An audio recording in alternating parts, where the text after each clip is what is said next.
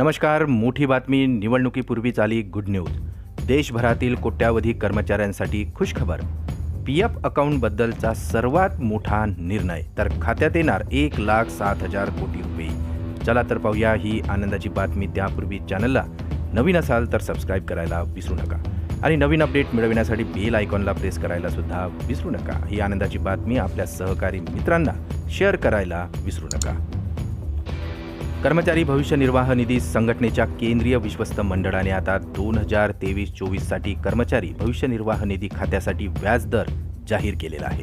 चालू आर्थिक वर्षासाठी ईपीएफओने आता करोडो कर्मचाऱ्यांच्या व्याजदरात वाढ केलेली आहे. मिळालेल्या माहितीनुसार आता कर्मचाऱ्यांना पूर्वीपेक्षा 0.10% अधिक व्याज मिळणार आहे. याचाच अर्थ आता पीएफ खात्यावर 8.25% व्याजदर दिला जाणार आहे. उल्लेखनीय असे आहे की ईपीएफओने गेल्या वर्षी 28 मार्च रोजी 2022-23 साठी कर्मचारी भविष्य निर्वाह निधी खात्यासाठी 8.15% व्याजदर जाहीर केला होता, तर ईपीएफओसाठी 8.10% व्याज दिले होते.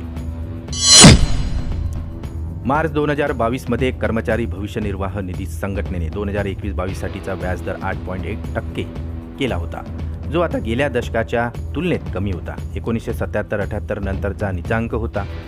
Central board of trustees CBT ईपीएफओमधील निर्णय घेणारी संस्था शनिवारी झालेल्या बैठकीत 2023-24 मध्ये कर्मचारी भविष्य निर्वाह निधीसाठी आता व्याजदर 8.25% करण्याचा निर्णय घेतलेला आहे. CBTने मार्च 2021 मध्ये ईपीएफवर 8.5% व्याजदर निश्चित केलेला होता.